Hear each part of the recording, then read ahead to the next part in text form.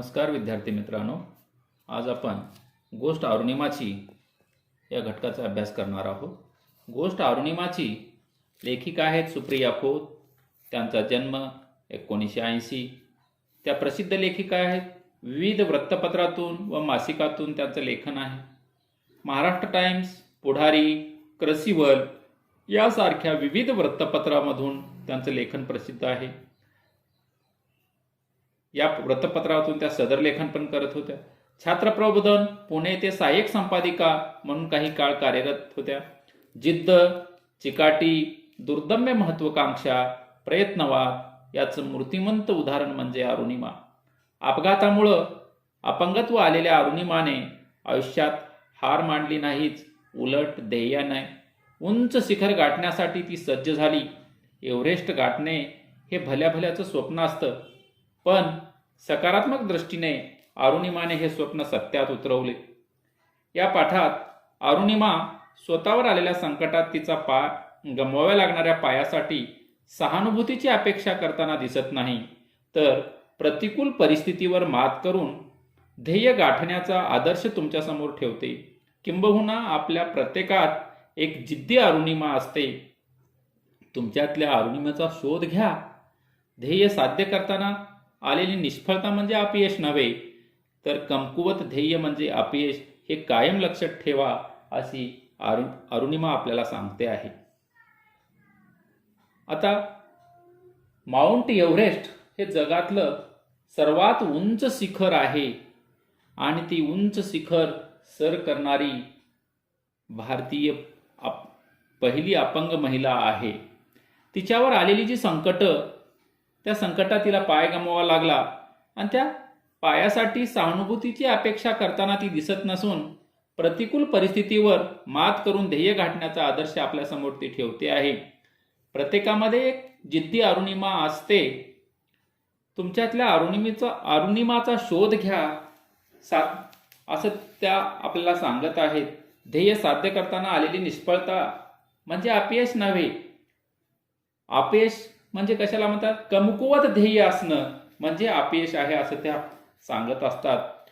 मुळात जेव्हा अरुणिमानी mount Everest शिखर सर केलं, त्यानंतर काही दिवसांनी एका कॉलेजमध्ये त्यांना विद्यार्थ्यांना मार्गदर्शन करण्यासाठी बोलवलेलं होतं. त्या विद्यार्थ्यांना मार्गदर्शन करताना म्हणजे जे व्याख्यान दिलं, त्या व्याख्यानाचाच भाग आपल्याला हा पाठ म्हणून ठेवण्यात आलेला आहे. बघा, ती स्वतःच आपल्याशी संवाद साधते आहे. दोस्तानो, मी अरुणिमा सिन्हा. आज तुम्ही गुगलवर तर शोधले तर माउंट एव्हरेस्ट सर करणारी पहिली अपंग महिला आणि माउंट एव्हरेस्ट सर करणारी पहिली अपंग भारतीय असा उल्लेख जिचा दिसतो तीच मी. पण एक सांगू, मी काही जन्मजात अपंग वगैरे नव्हते. धडधाकट असल्यापासूनची गोष्ट आज मी सांगणार आहे तुम्हाला.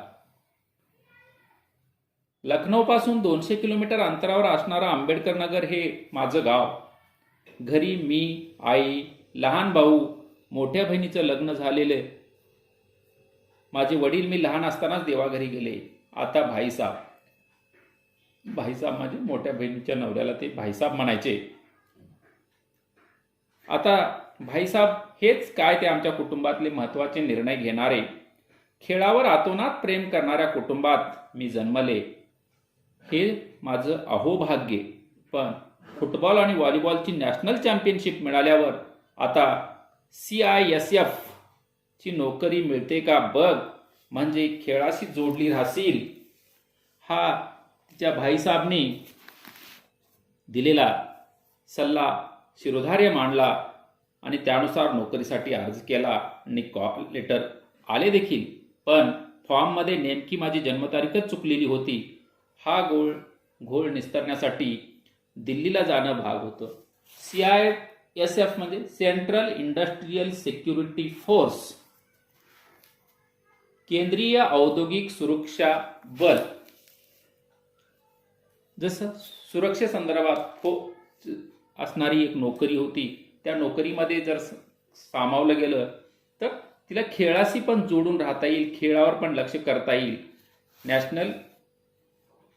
सेंट्रल इंडस्ट्रियल सिक्युरिटी फोर्समध्ये तिला नोकरी मिळणार होती, पण ती चूक झालेली, जन्मतारखेत झालेली चूक सुधारण्यासाठी तिला दिल्लीला जावं लागणार होतं.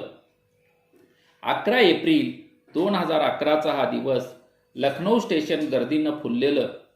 पद्मावती एक्सप्रेसमध्ये कसेबसे चढत, गर्दीतून मुसांडी मारत सिथापीनं मी कॉर्नर सीट पटकवली. कॉर्नर सीट म्हणजे बाजूला कडेला असलेली सीट रेल्वेतली. गाडीने वेग घेतला आणि माझे विचारचक्र सुरू झाले. बस एवढे कागदपत्राचे काम झाले की झालेत आपले पक्के. अचानक माझे लक्ष वेधून घेतले ते मला घेरून उभ्या असणाऱ्या तरुणांनी. त्यांचे लक्ष माझ्या गळ्यातल्या सोन्याच्या चेनवर होते. पण मीही काही कच्च्या गुरूची चेली नव्हते. त्यांनी डाव साधण्याचा प्रयत्न करताच जेवढी नव्हती तेवढी ताकद एकवटून मी माझ्याजवळ येणाऱ्या प्रत्येकाला लाथाबुक्क्याचा प्रसाद द्यायला सुरुवात केली. आश्चर्य म्हणजे त्या डब्यातला प्रत्येक जण अन्यायाविरुद्ध लढणं हे जणू पाप आहे अशा चेहऱ्यानं मख्खपणे जागेवरच बसून राहिला. अखेर चोराच्या सहनशक्तीचा अंत झाला. रात्रीच्या भयान अंधारात माझे दोन्ही हात पाय धरून त्या नराधमाने मला चक्क चालत्या गाडीतून बाहेर फेकून दिलं. शेजारून जाणाऱ्या एका भरधाव रेल्वेवर मी आदळले आणि तिच्या वेगामुळे आणखी जोरात 2 धावपट्ट्याच्या मध्ये उडून पडले. अरुणिमा, रेल्वे येते आणि तुझं पाय ट्रॅकवरून बाजूला घे हा अंतर्मनाला संदेश मेंदूपर्यंत पोचतोवर खूप उशीर झाला होता. त्याआधीच एक रेल्वे माझ्या पायावरून धडधडत निघून गेली. नंतर महिला आयोगानं प्रसिद्ध केलेल्या रिपोर्टनुसार तब्बल 49 रेल्वे गाड्या त्या रात्री माझ्या पायावरून गेल्या. एका पायाच्या गुडघ्यापासून खालचा हाडाचा तर चक्काचूर झालाच होता, पण दुसऱ्या पायाची ही दुरवस्था झाली. त्या चोराने फेकून दिल्यानंतर दुसऱ्या रेल्वेवर आदळून ती खाली पडली. त्या ट्रॅक म्हणजे रेल्वेची रुळं, आणि त्या रुळावर पाय असताना ते अंतर्मनाला संदेश म्हणजे त्या पाय काढून घे हा संदेश अंतर्मना मेंदूपर्यंत जाईपर्यंत उशीर झाला होता आणि दुसरी रेल्वे गाडी त्या रुळावरून गेली. त्याच रेल्वे रुळावर पाय होता, त्या पायावरून ती गाडी धडधडत निघून गेली. आणि जेव्हा दुसऱ्या दिवशी महिला आयोगाच्या मध्ये केलेल्या रिपोर्टनुसार त्यावेळी त्या रात्री तिच्या पायावरून तब्बल 49 रेल्वे गाड्या गेलेल्या होत्या. 49 रेल्वे गाड्या तिच्या पायावरून गेल्या असं ते पाय असा कसा असा म्हणजे पायाच्या हाडाचा पूर्ण चुरा झाला असेल. आणि दुसरा पायही तिचा गेलेलाच होता. त्या रात्री तब्बल 7 तास रेल्वेच्या धावपट्टीवर मदतीची याचना करत ती पडून राहिली. आश्चर्य म्हणजे माझी शुद्ध हरपली नव्हती आणि मेंदू पूर्ण तल्लखपणे तिथून सुटकेचा विचार करत होता. सगळीकडे उजाडलं आणि रेल्वेचे सफाई कामगार तिथे आले. हादरलेच ते मला तशा अवस्थेत पाहून. त्यांनी मला बरेली गावातील हॉस्पिटलमध्ये दाखल केलं आणि सुरू झाले दुर्दैवाचे दशावतार. बघा, 7 तास त्या रेल्वे ट्रॅकवर पडून होती. 49 रेल्वे गाड्या तिच्या पायावरून गेलेल्या होत्या. तशाही अवस्थेत ती बेशुद्ध झालेली नव्हती. आणि सकाळी रेल्वेचे सफाई कामगार आल्यानंतर त्यांनी तिला तिथं जवळ असलेल्या बरेलीच्या हॉस्पिटलमध्ये दाखल केलेलं होतं. बरेलीच्या त्या हॉस्पिटलमध्ये ना भूलतज्ञ होता ना मला देण्यासाठी पुरेसं रक्त. संचित झालेला डॉक्टर व सहकाऱ्यांना मीच धीर दिला. डॉक्टर, नाहीतरी माझ्या पायाची चाळण झालेलीच आहे. आता भूल न देताच तुम्ही तो कापलात तरी चालेल. डॉक्टर व त्याच्या सहकाऱ्यांनी स्वतःचं 1 युनिट रक्त मला दिले आणि माझ्या देखतच माझा पाय कापला गेला. बघा, सफाई कामगारांनी कसं तरी त्या हॉस्पिटलमध्ये भरती केलं, पण हॉस्पिटल असं परिस्थिती होतं की त्या ठिकाणी भूलतज्ञ नव्हता. भूलतज्ञ म्हणजे कुठलंही ऑपरेशन वगैरे करत असताना त्या वेदना होऊ नयेत म्हणून त्याच्यासाठी ते एक भूलतज्ञ काळजी घेत असतात, इंजेक्शन वगैरे देतात. तिथून त्या ठिकाणचा भाग बधीर केला जातो. पण तो दुर्दैव अरुणिमाचं की त्या ठिकाणी भूलतज्ञच नव्हता आणि ऑपरेशन करायचं म्हणजे तिचं रात्रभर तिच्या शरीरातून रक्त बरंच निघून गेलेलं होतं आणि रक्तही त्या ठिकाणी नव्हतं. तीच डॉक्टर पेशंटला धीर देण्याच्या ऐवजी पेशंटच डॉक्टरला धीर देत आहे. तीच डॉक्टरला म्हणते, डॉक्टर नाहीतरी माझ्या पायाची आता पूर्ण चाळण झालेलीच आहे, आता भूल न देताच ते तुम्ही कापला तरी चालेल, असं ती डॉक्टरला सांगते. आणि डॉक्टर आणि त्यांच्या सहकाऱ्यांनी स्वतःच एक युनिट रक्त दिले आणि भूल न देताच तिचा पाय कापून काढला. इकडे मी जीवन मरणाचा रेषेवर होते, सीमारेषेवर होते, पण हॉस्पिटल बाहेरच्या गावात जगात एक वेगळंच नाट्य घडत होतं. फुटबॉल आणि व्हॉलीबॉल चॅम्पियन युवती 7 तास जखमी अवस्थेत उपचाराविना पडून राहिली. ही बातमी प्रसारमाध्यमांनी उचलून धरली. तत्कालीन क्रीडामंत्र्यांनी मला दिल्लीच्या एम्समध्ये हलवले. राष्ट्रीय खेळाडू असल्याने अत्युच्च दर्जाच्या सुविधा मला मिळाल्या, पण शल्य एकच होतं की प्रसारमाध्यमांनी वाटेल त्या वावड्या उठत होत्या. अरुणिमाकडं प्रवासाचं तिकीट नव्हतं, म्हणून तिने रेल्वेतून खाली उडी मारली. इथपासून ते अरुणिमाने आत्महत्येचा प्रयत्न केला, इथपर्यंत काही छापून येत होतं. तब्बल 4 महिने एम्समध्ये राहिल्यानंतर शारीरिक जखमावर मल्लमपट्टी झाली होती, पण या मानसिक जखमाचे घाव अंतरंग घायाळ करणारे होते. मी नि माझं ढालीप्रमाणे रक्षण करणारं कुटुंब आम्ही सत्य परिस्थिती ओरडून सांगत होतो, पण ते ऐकण्यासाठी ना कुणाला वेळ होता ना रस. एवढी झाल्यानंतर ती एक नॅशनल खेळाडू असल्यामुळं, राष्ट्रीय खेळाडू असल्यामुळं या वर्तमानपत्रातल्या बातम्यांनी, प्रसारमाध्यमांनी हे प्रकरण उचलल्यामुळं लगेचच क्रीडामंत्र्यांनी तिला, अरुणिमाला दिल्लीच्या एम्स हॉस्पिटलमध्ये तिची उपचाराची व्यवस्था करून दिली. ती राष्ट्रीय खेळाडू असल्यामुळं अत्युच्च दर्जाच्या सगळ्या सुविधा तिला मिळाल्या. पण हे सगळं होत असताना तिला एक शल्य होतं की प्रसारमाध्यमांनी अनेक प्रकारच्या वावड्या उठवल्या होत्या. ती प्रवास करत असताना तिच्याकडे तिकीट नव्हतं किंवा ती आत्महत्येचा प्रयत्न करत होती. असं बरेचसे, म्हणजे जे की सत्य नव्हतं.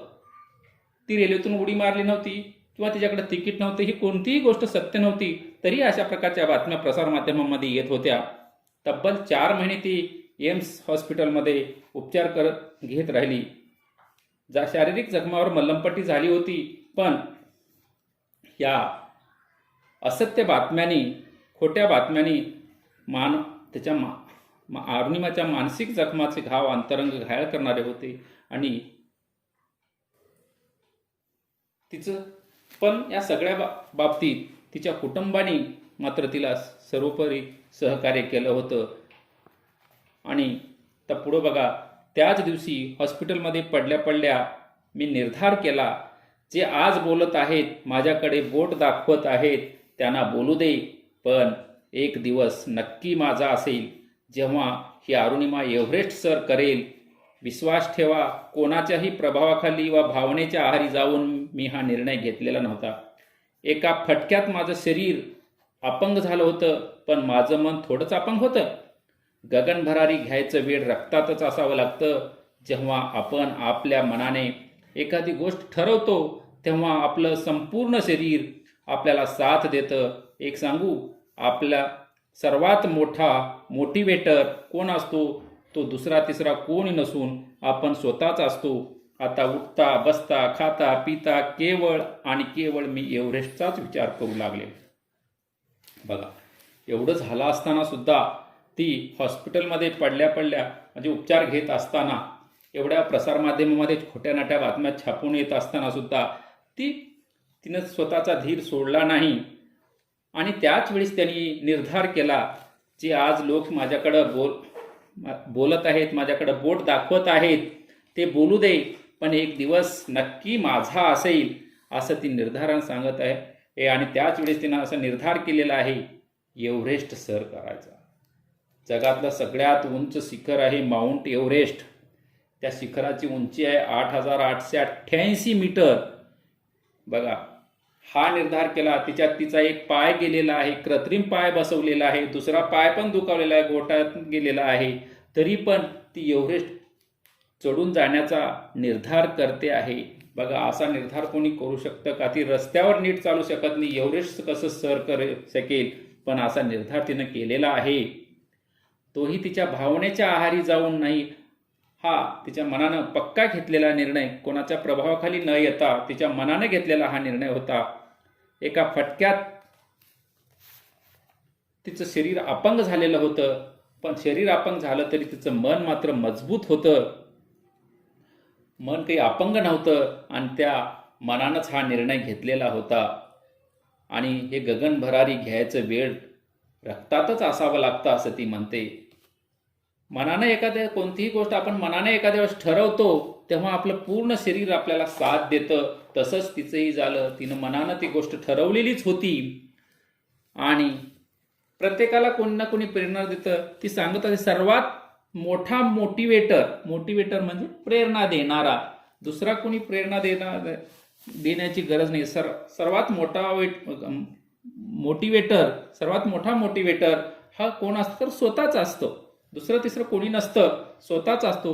आणि तेव्हापासून ती उठता बसता खाता पिता केवळ माउंट एव्हरेस्टचाच ती विचार करू लागली.